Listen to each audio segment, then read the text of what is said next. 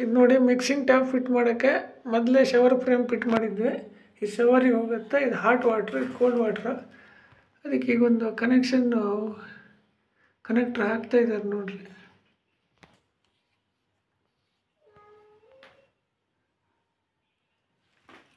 ಅದು ಹಾಕಿದ್ರು. ಅದ್ರ ಮೇಲೆ ಹಂಗೆ ಸುಮ್ಮನೆ ಒಂದು ಪ್ಲೇಟ್, ಅದು ಚೆಂದ ಕಾಣೋಕ್ಕೆ. ಇದು ಒಳಗಡೆ ಇರೋದು ಗೊತ್ತಾಗಬಾರ್ದು ಅಂತ ಚೆಂದ ಕಾಣೋಕ್ಕೆ ಒಂದು ಪ್ಲೇಟ್ ಇದು.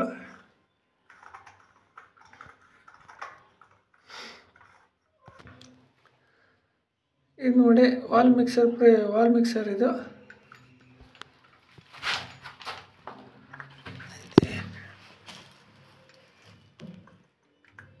ಈ ಥರ ಟೈಟ್ ಮಾಡ್ತಾರೆ.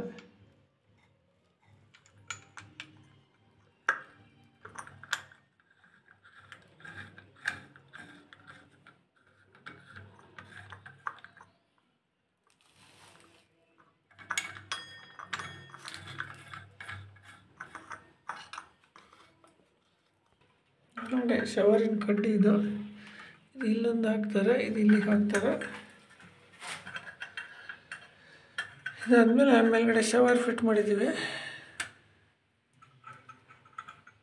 ಇದು ಆಪ್ರೇಟಿಂಗ್ ಹೆಂಗೆ ಅಂತೇಳಿ ನೆಕ್ಸ್ಟ್ ವಿಡಿಯೋದಲ್ಲಿ ತೋರಿಸ್ತೀನಿ.